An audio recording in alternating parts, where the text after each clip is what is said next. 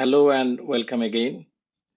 So in this video, we will discuss about the TCP/IP model and the addressing mechanism. So in our previous lectures, we have actually learned about the OSI reference model and the functionality of the different layers of that model. So let's recap of the functionality of the different layers. So in the physical layer, we actually talked about the physical beat or transmit of a beat over a physical medium. In the data link layer, we discussed about that data link layer works for framing and it also provides the hop-to-hop delivery.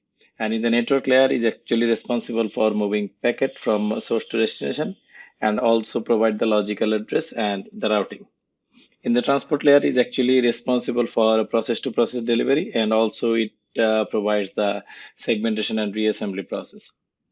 And in the session layer, it actually used to establish, manage, and terminate sessions between a source and a destination.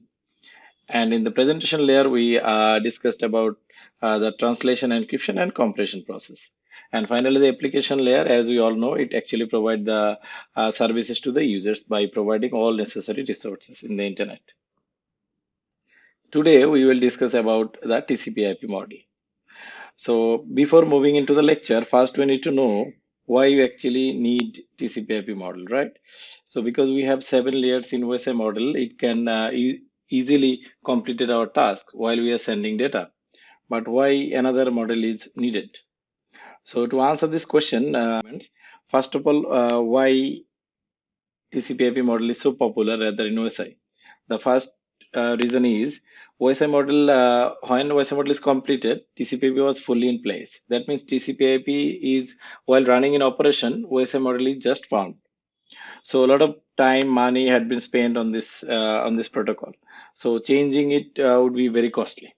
So it is correctly so that the TCP/IP is running and investors and the big companies and the giant internet authorities expenses a lot of money to deploy this protocol. So by changing this protocol would very much costly in that time. In the second one, the some layers in the OSI model is not actually fully defined. So, for example, although the services provided by the presentation and the session layer was listed in OSI model, these two layers were not fully defined. So, it is not possible for the internet authorities to replace the OSI model by TCP/IP. And the final reason is when OSI model was implemented by the organization in a different applications, it did not show any high level of performance, so that the internet authority is impressed to replace this TCP/IP by a OSI model. So these are the very well-known reason for not deploying OSI model over TCP/IP. Okay. So now let us move on to the TCP/IP layer and what are the functionalities and what are the layers in the TCP/IP model. So this is the comparison of TCP/IP and OSI model. So where the all 7 layer is listed here, and you see the protocols that is used by TCP/IP and OSI model is listed in different layers. So let us now see what is the difference between TCP/IP and OSI. As I discussed a few points earlier, but two more points that actually give you a brief idea that why we don't use OSI model and we actually go for TCP/IP. So the first reason listed here is OSI model is generic protocol and independent standard and acting as a communication gateway. Whereas TCP/IP is a standard protocol where internet is developed and it is the communication protocol which allows the connection of host over the internet. So there is a fair difference. One is providing the gateway, another is providing the connection between the host. So the second one is OSI model in the transport layer guarantees that the delivery of the packet in the transport layer of the OSI model. Whereas TCP/IP, the transport layer of the TCP/IP does not guarantee any packet that is successfully delivered to the destination.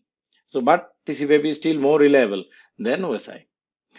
So another thing is in OSI model we have separated the presentation layer and OSI session layer.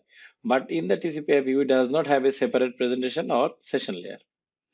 So OSI model, transport layer is connection oriented, whereas in the TCP/IP layer model, the transport layer is both connection oriented and connectionless service. Same as for network layer. In the OSI model, network layer is providing connection-oriented and connection-less service, whereas in TCP/IP, network layer is completely connection-less. Okay. Uh, Another difference is that OSI model generally it is used as a guidance tool, whereas TCP/IP is a implementation of the OSI model. Okay. So another important feature is that in the OSI model, it is very difficult to deploy any kind of new protocol in the model, whereas TCP/IP model does not fit any kind of protocol. So it is very much complex to implement a new protocol in TCP/IP. And as you all know, TCP model has 7 layers, whereas TCP/IP has 5 layers. So now let us discuss about the addressing mechanism of the TCP/IP model, but we actually not fully described about the each of the layer and the functionalities, because in the OSI model all layer are described the functionality as it is in TCP/IP model. For example, we have 5 different layers in TCP/IP. So as we know, physical layer, data link layer, network layer, transport layer, and application layer. But the common thing is all the functionalities of the OSI model is common with the functionalities of the TCP/IP. But in the TCP/IP, we don't have any separate presentation layer and session layer. So how this functionalities is meshed with TCP/IP? Yes, the application layer is actually doing all the tasks of the presentation and session layer of the OSI model in a TCP/IP model. So in the application layer of the TCP/IP model is basically the three-in-one. It actually works with the functionalities of the application layer itself, and also do the functionalities of presentation layer and session layer. Okay, I hope it is now clear to everyone. Now we will discuss about the addressing mechanism of the TCP/IP. So as we all know that while we are sending data from a sender to a receiver, we need two different address. One address for sender and one address for receiver. So we need one pair of address to do the communication. So as we have 5 different uh, layer in TCP/IP, so we need 5 multiplied by 2. That means 10 different addresses, right? But we have only 8. So we are using physical address, logical address, port address, and specific address.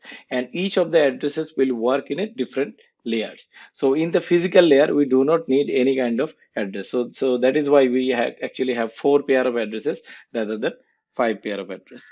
Okay. So let us now see the individual activity of the addresses. This is the classification of the addresses: physical, logical, port, and specific. So first one is physical address. So the physical address, also we know that it is also known as link address, is the address of the node defined by the LAN or WAN. And the formatting of the physical address is a 6 byte format, or 6 byte is equivalent to 48 bit. So it is the 6 byte format or 48-bit format. So physical address can be used in either unicast, multicast, or broadcast protocol. For example, as we have actually learned about that physical address provides 6 byte addresses. So as you see in the very last line of this slide, it is an example of the physical address. So each of the portion is separated by colon. So how you will find the physical address of your machine or of your desktop, laptop, whatever you are using.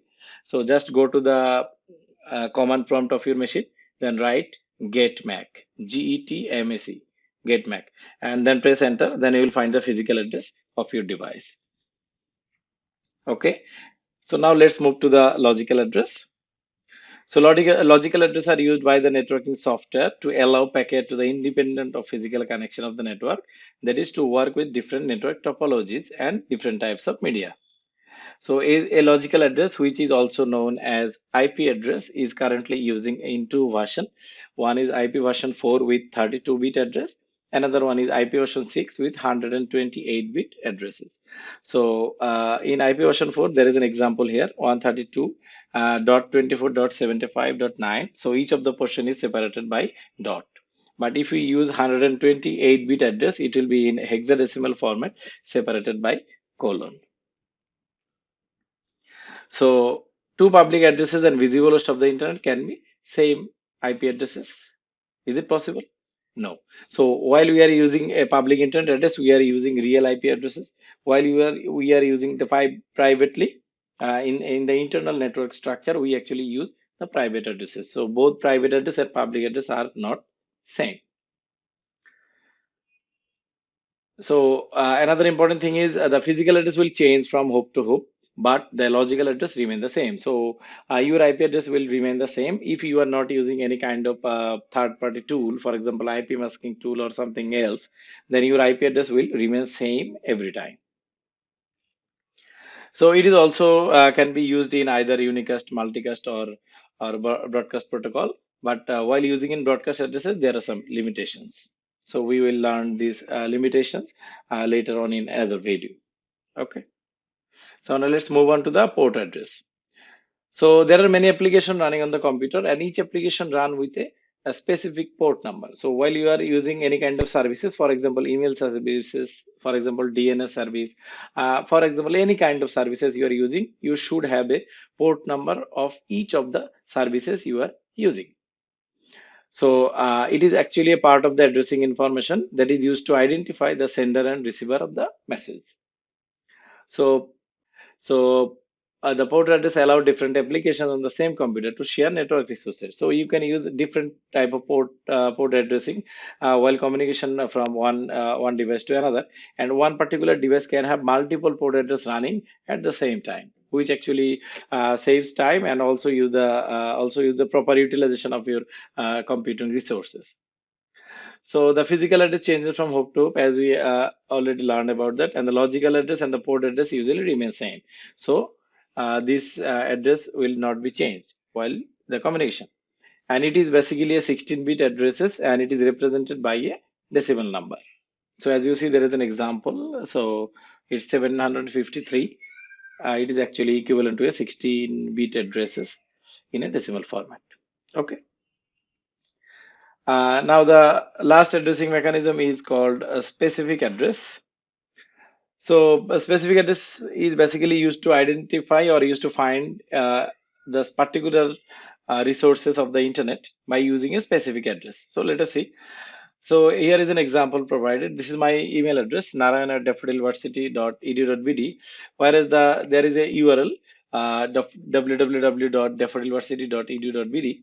Here there are two different parts. In the first part or first email defines the recipient email address, that is my email address, and the second one is actually used to find the document in the World Wide Web. So if you need any document from DIU website, you can just visit the URL and find the documents. Okay, so these addresses are specifically used to identify or to find a particular document from the internet. I hope it is now clear. So in which layer the addresses are used? In the application layer, it is specific address is used. In the transport layer, the port address is used. In the network layer, logical address is being used.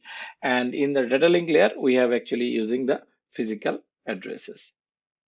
Okay, so this is all about the TCP/IP and addressing mechanism. Do the exercise at the bottom of the each chapter of the book, and this will give you a clear idea of how these concept actually implement in the industries. And if you feel any kind of problem or hesitation, just write in the forum, then we will discuss there. And hopefully this peer learning process will help you to understand this concept properly. So I wish you everyone a very good luck and hope to see you again in another video. Thank you very much.